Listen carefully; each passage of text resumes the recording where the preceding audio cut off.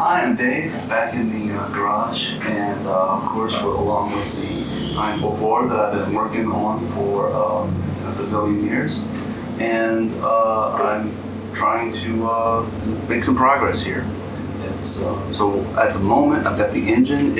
I'm waiting on something for that, so I thought I would just focus on the engine bay.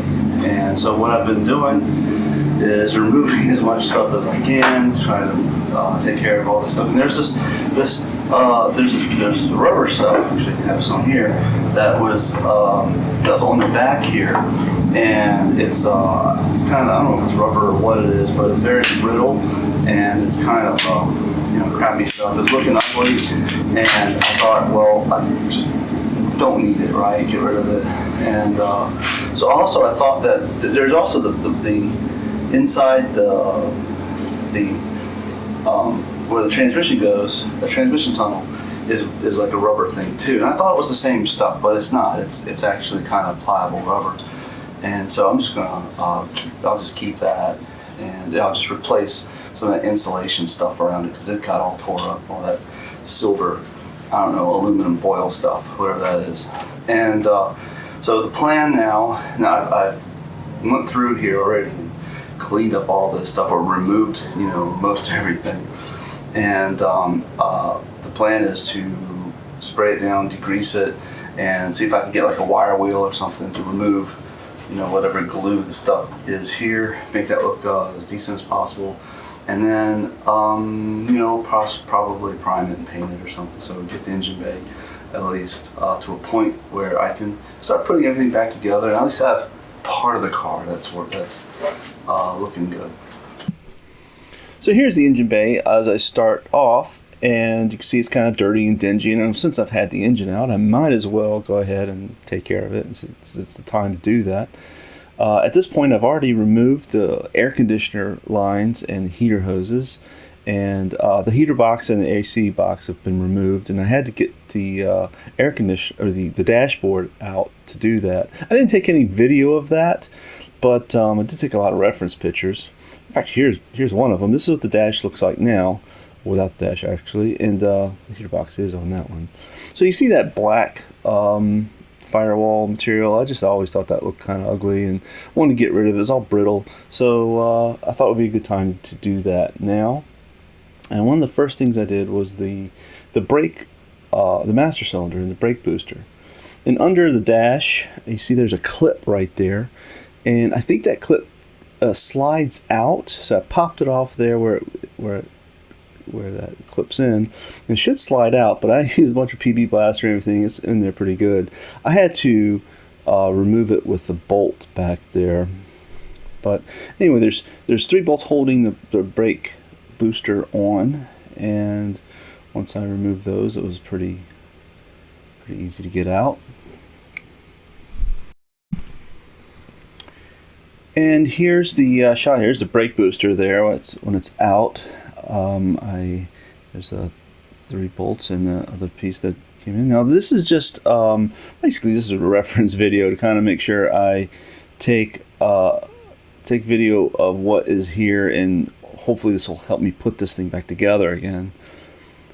But also kind of gives you a shot of the inside here. There's that brittle firewall stuff, and under there's that, I don't know, that heat shield that's all torn up. I'm going to have to replace that with something.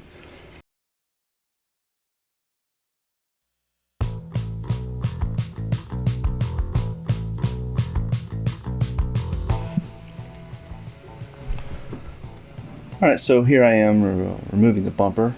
It's easy enough. There's only 2 bolts, and you've got the wires and everything that you have that goes to the lights.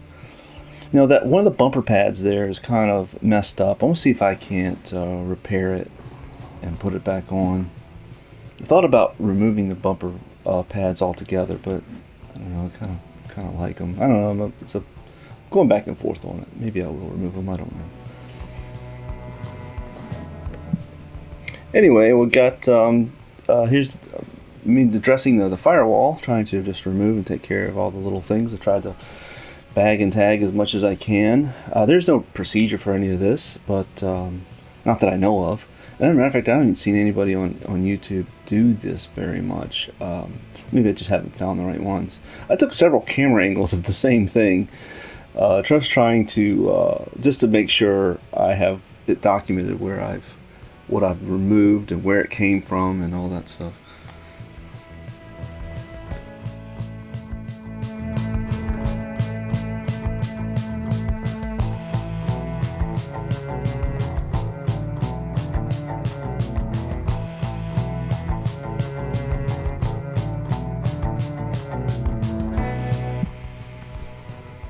Alright, so here I am just removing that material off the firewall.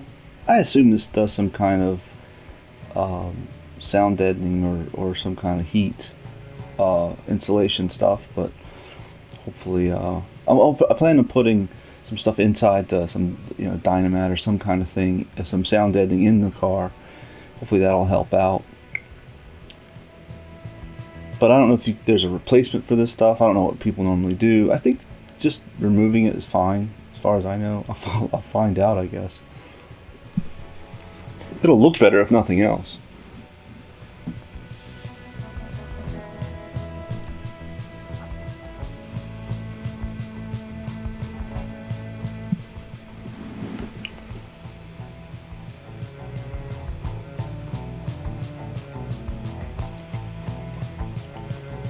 So with that rubber stuff, I just tried to kind of fold it up and get it out of the way as much as possible. And I've tried to remove as much of that other stuff too, that insulation material.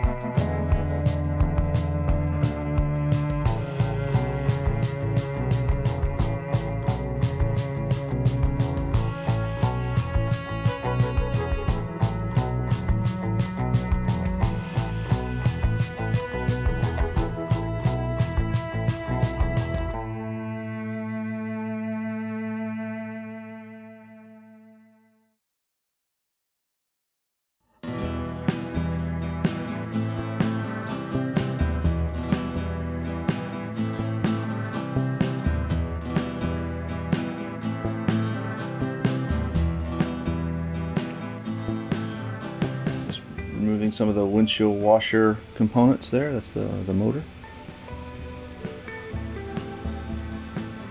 I realized that in editing this, I didn't do the bumper yet in this shot. I put the bumper removal in the wrong place. Oh well. So here I am addressing the headlights and the linkage that makes them go up and down. There's three bolts that on each side of the bucket. There's one there on the inside, right there under the nose, and the other set is under the fender.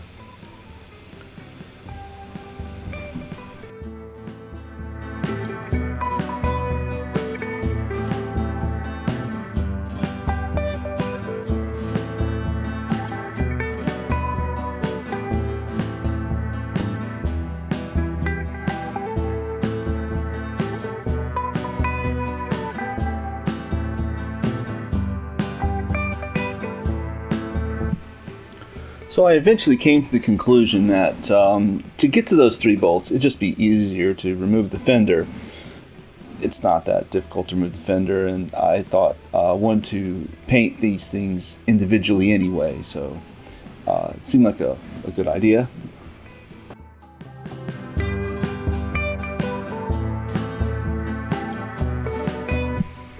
For the fender, I think there's three bolts inside close to the door. There's several along the top, and then there's three bolts along the valance there, and then there's one up by the nose by the headlight. Not easy. They're all easy to get to. There's not that hard. Now this fender has of course been off before, so there was no seam sealer and all that stuff in here. On the driver's side, I took more video on the inside of the fender. Anyway, this side is different because I got into an accident. Well, I did something pretty stupid, but I dented this fender and I messed up the headlight bucket, and I replaced this years ago. I just didn't do anything other than just put a fender and a headlight in there. Now I'm removing the strut tower assembly.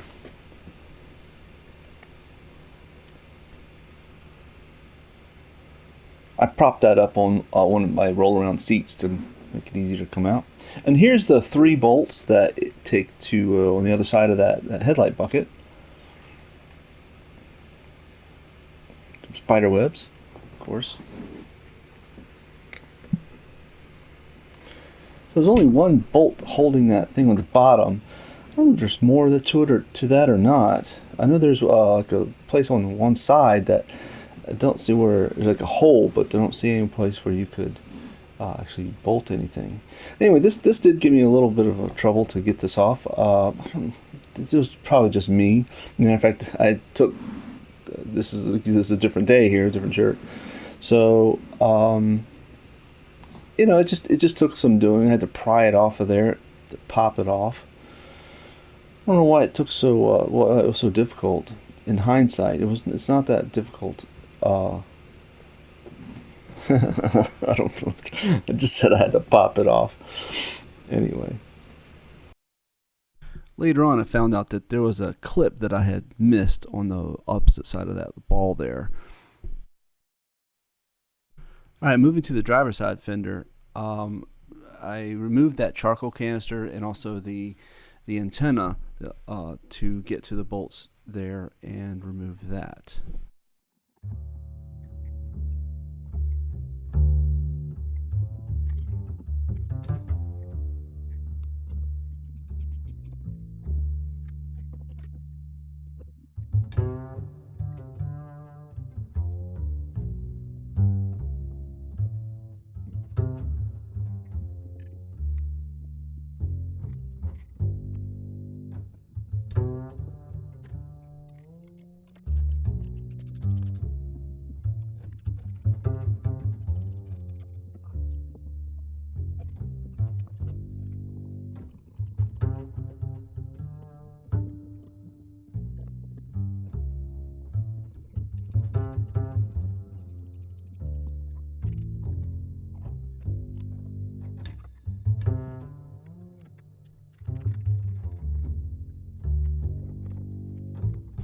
All right, so I think this piece I removed here I think that's to allow or to force air into the intake, I believe. But anyway, there's there's a thin piece of metal here in between the valance and the fender with 3 bolts, and I'm removing them here, along with the that marker light.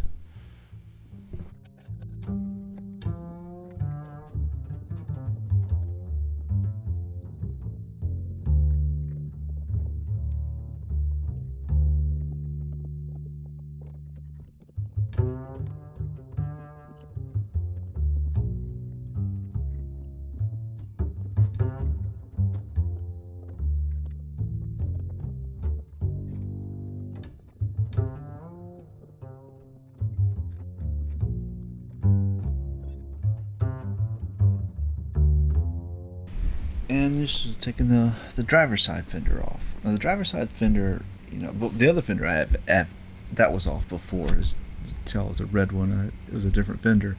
I had gotten into an accident at one point and had to replace it. But the driver's side fender, it's never been removed, and it had all the seam seal on it, and it was really thick on there. And it took a little effort getting that off. Especially up at the front, the very nose of it, they globbed that stuff on.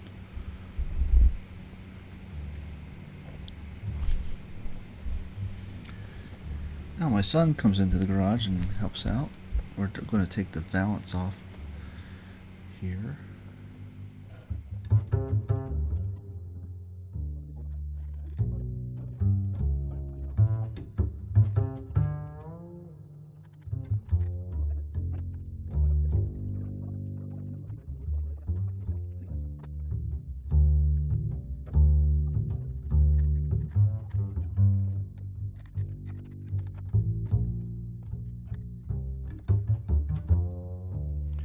All right, and you can see there I just pulled the headlight linkage out.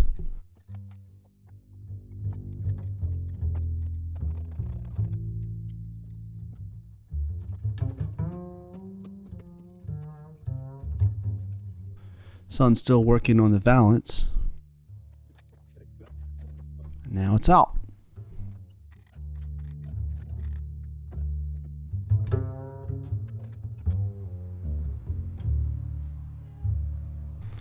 And here's a shop kitty, always looking for attention at the worst times, but I don't mind it.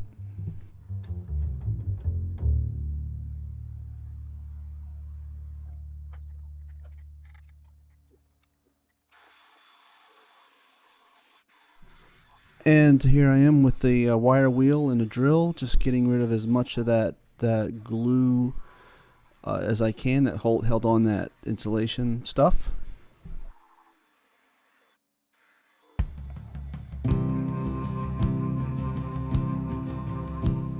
Also, what I had removed so much weight from the front, removing all this stuff, that it was lifting up in the front, and I had to actually put a counterweight. I used like an old cam tower that to the front so it wouldn't lift up on me.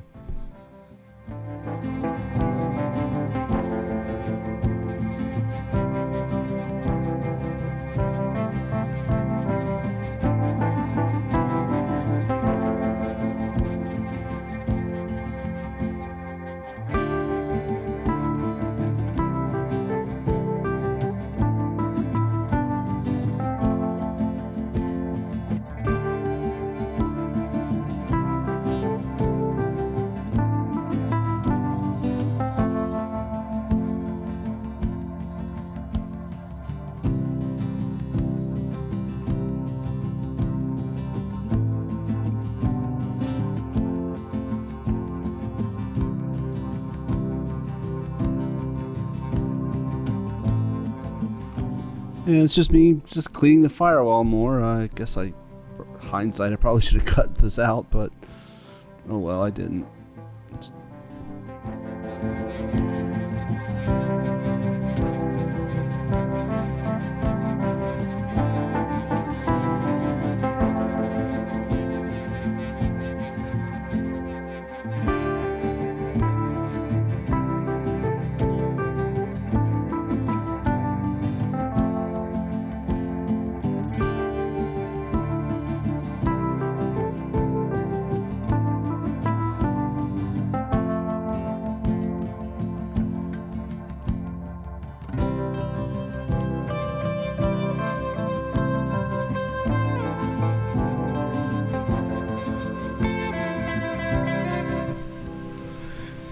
And this is me trying to pretend like I know what I'm doing. I have no idea. I've done a little bit of body work on a Honda that I have. It's my daughter's car, and I worked on that and tried. I watched about 1,000 hours of YouTube videos trying to do it, and it still came out not so good.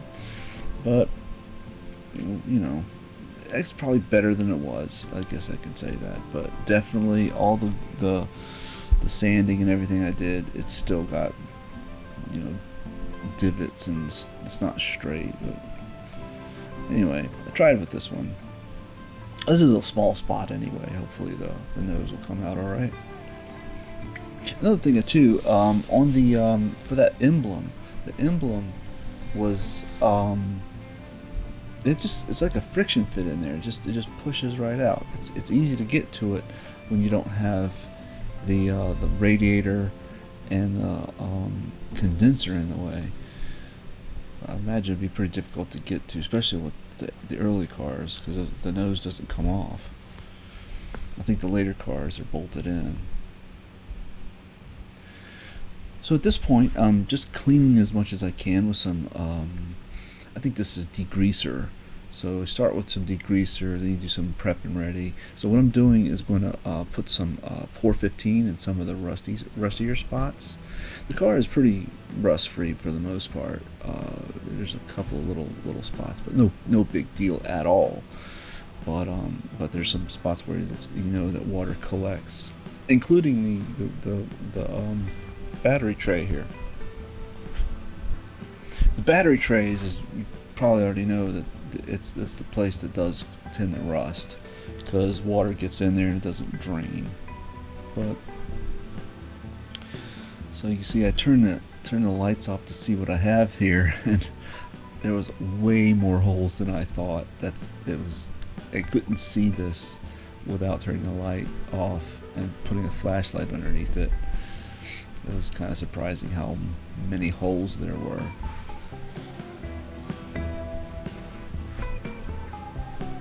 So I got this stuff called, it's Port 15, probably familiar. It's just a rust encapsulator or something like that, converter or whatever. I don't know what it does, but it's pretty good stuff.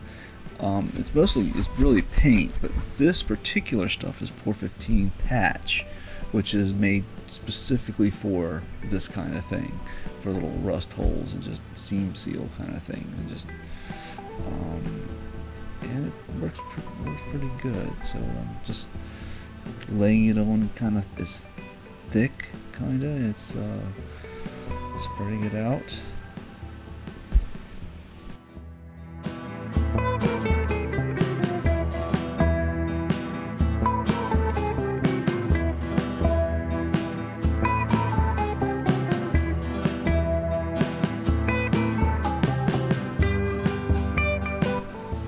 So when I checked my work here, I see there's a couple little holes.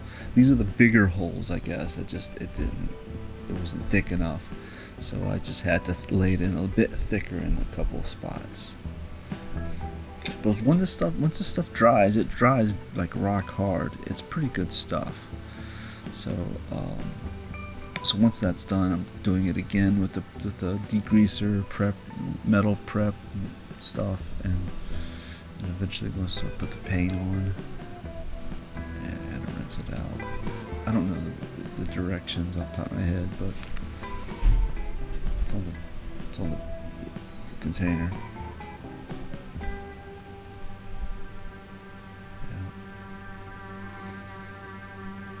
There are where those drain holes come out. There's these little rubber flaps. I just removed them completely because things just get trapped in there and water gets all messed up. It gets trapped, and that's why it rusts in the first place. So here's the Port 15 paint, and it's pretty good stuff. I did a couple of coats, and I did it here in the battery tray and a few other spots of the car, in the engine bay, really right. So I mainly focused on the battery tray, but since I had some left over, I just put this stuff anywhere I could think that any rust would be or start. As a matter of fact, there's a couple little rusty spots, but there's just surface rust, so I'll put it here and there.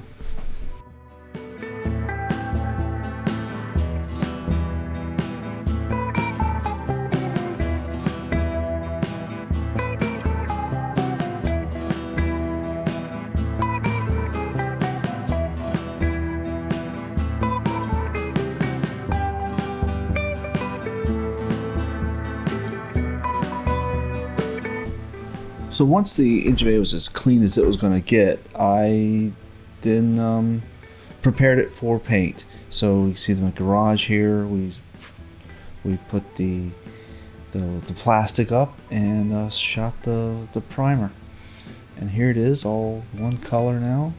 I tied up the engine harness, and you see it's looking pretty good as far as I'm concerned. This just to see it all one color like this was really nice. I also did the bumpers, you can tell over here, and there's the table with paint. It didn't have much room in here at all. It's kind of tight, but it works. You can see that cam tower I was used for a counterweight, because all that weight was taken out of the nose here, the front of the car. It would tip over so easily. It was teetering on the back jack stands.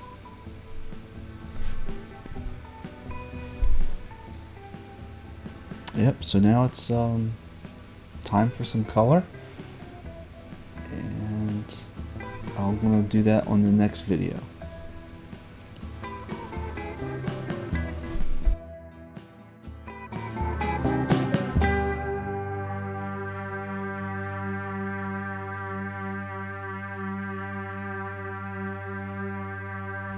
Thanks for watching.